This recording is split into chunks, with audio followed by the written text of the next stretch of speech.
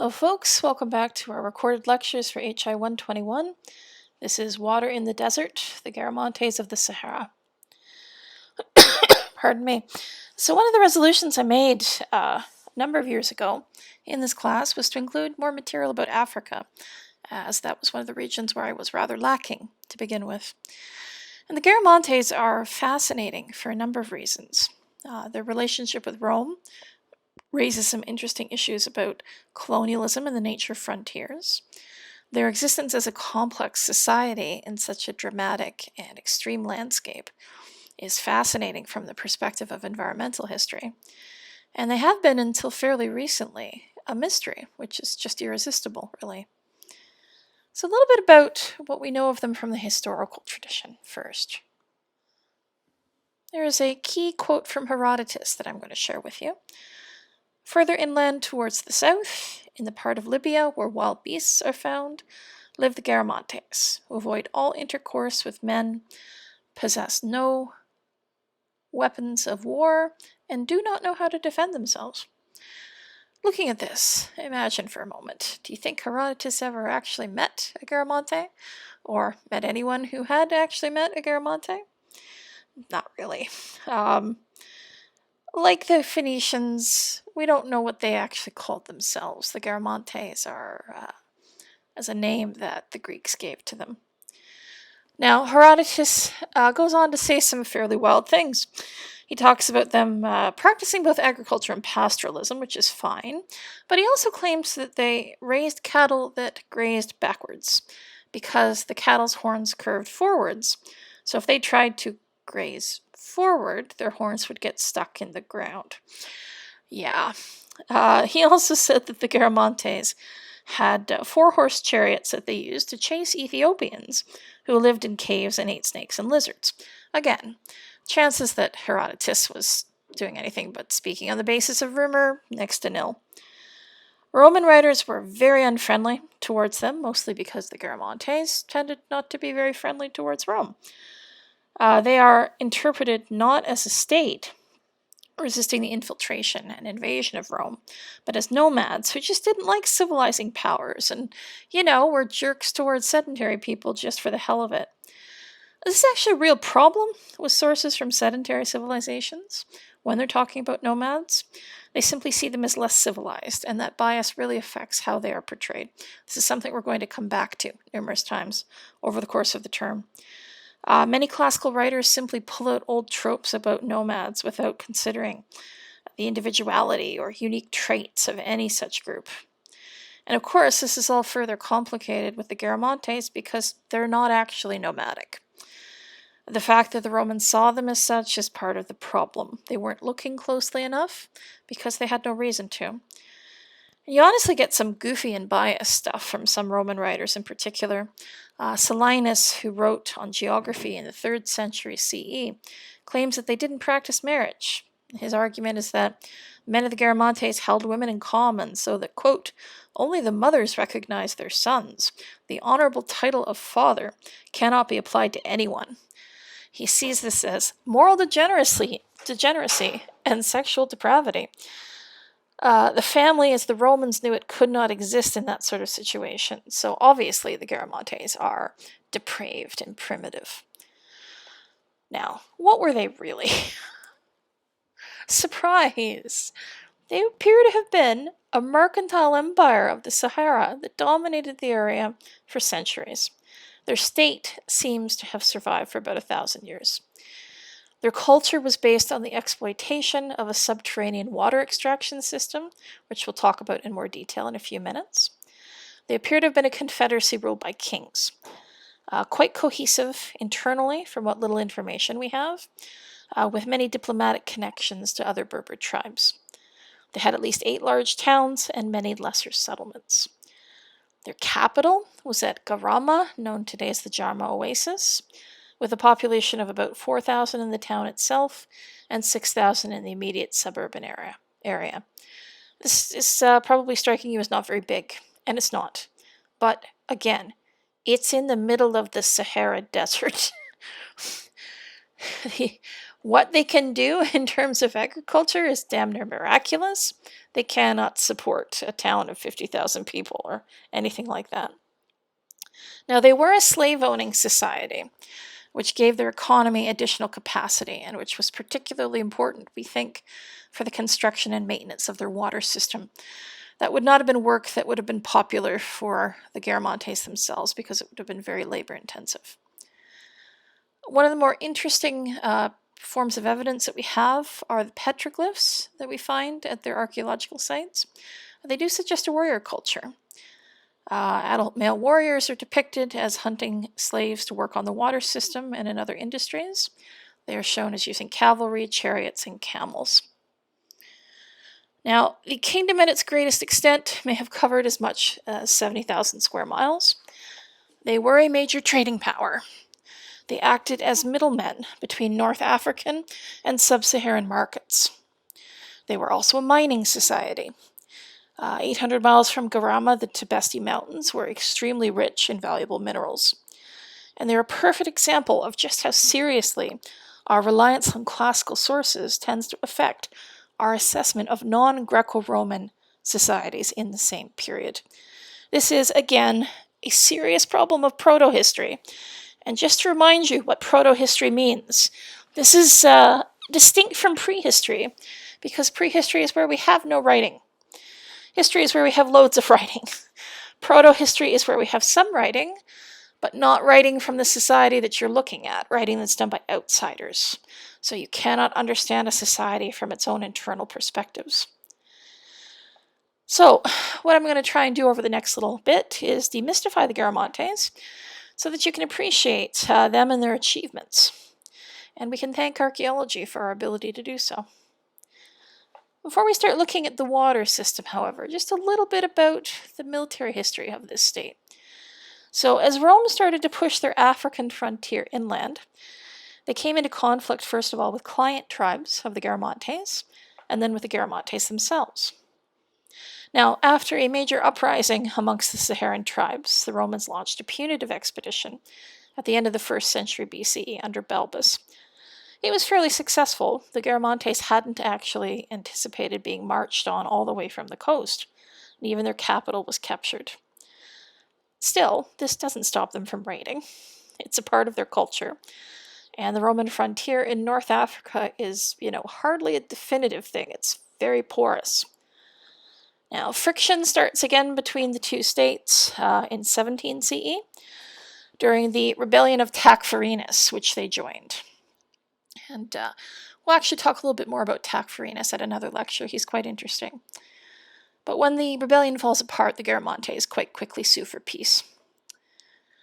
The details of their next encounter with Rome is a little obscure.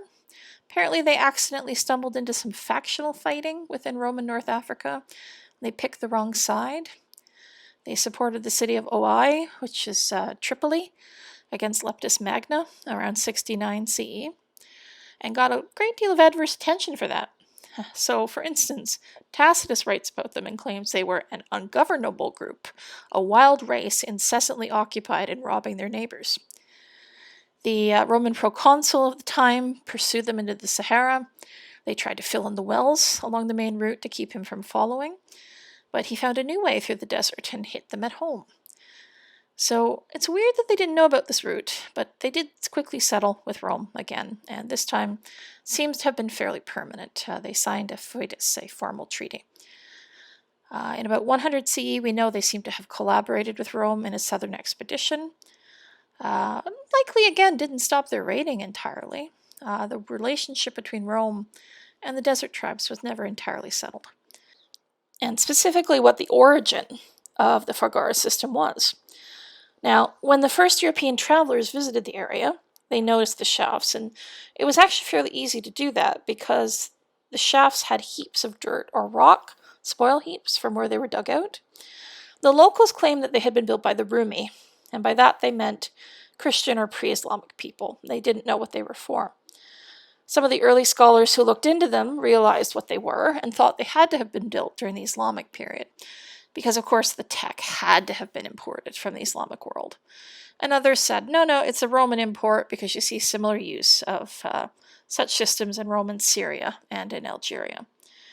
Not until the 60s and 70s did anyone actually ascribe them to the Garamantes, and even then it was sort of guesswork. There wasn't a lot of investigation behind it. So the actual systematic excavation doesn't start until the late 1990s, and this is the Fazan project. Fazan is the modern name for the area. The project was run out of the University of Leicester, and it was founded by the Society for Libyan Studies. Ran from 1997 to 2002. And this was the project that established both the full geographical scope and the proper dating for the Fagara system. They detected, for instance, that some of the Fagaras actually cut through cemeteries, but these are early cemeteries from the late Neolithic period, so the builders may not have known they were there and may not have cared if they did. But because you can date the cemeteries, it helps establish relative dating for the Fagaras. The Fagaras also do not cut through the cemeteries whose grave goods show evidence of trade with Roman Carthage. Again, helpful for dating purposes because those cemeteries likely post-date them. They're placed somewhere they're not going to interfere with the Fagara. Now, the problem with the Fagara system is that it was too successful. Being able to draw on the underground sources of water led to more and more intensive agriculture, which led to more population growth, which led to more agriculture, which led to the depletion of the groundwater supplies. Now, between that and the decline of the Roman Empire, specifically of the North African cities that were the terminal points of the trans-Saharan trade, the position the Garamantes were in became weakened. So they're not able, for instance, we think, to get enough slaves to deepen the Fagara's channels or to dig them further back into the aquifer. There's some evidence that they tried, but they couldn't do it without the appropriate manpower. So they had to switch to different and less effective forms of irrigation, which led to lower yields and less land under cultivation. So this is a vicious circle, right? Leads to a decline in population, which means less capability to defend themselves against their neighbors, greater stress on social organization, and the Fazan area becomes marginal once more. Pardon me. Okay, so here is an image of a Fagara system, so you can see how the main channel is dug back into the water table, and you have the mother well at the top, and then various access shafts leading downwards towards the settlement, and it will then fill the reservoirs.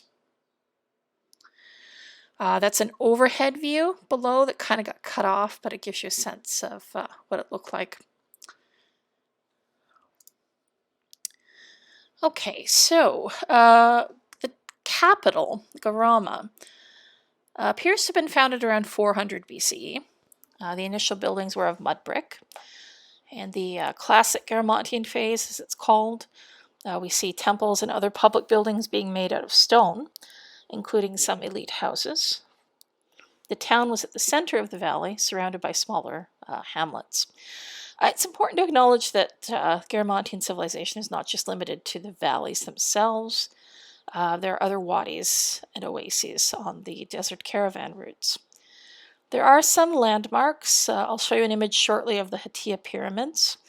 These are mud brick tombs west of Garama, where the elite were buried. The pyramid tombs are quite common. They're only 10 to 15 feet tall, but they could be very numerous within cemeteries. The non-elite were buried in simpler structures in the mountains, and many of those graves were excavated in the early stages of the Fazan project. Now, excavating in Garama was a bit tricky because it was overlaid by numerous successive Islamic settlements.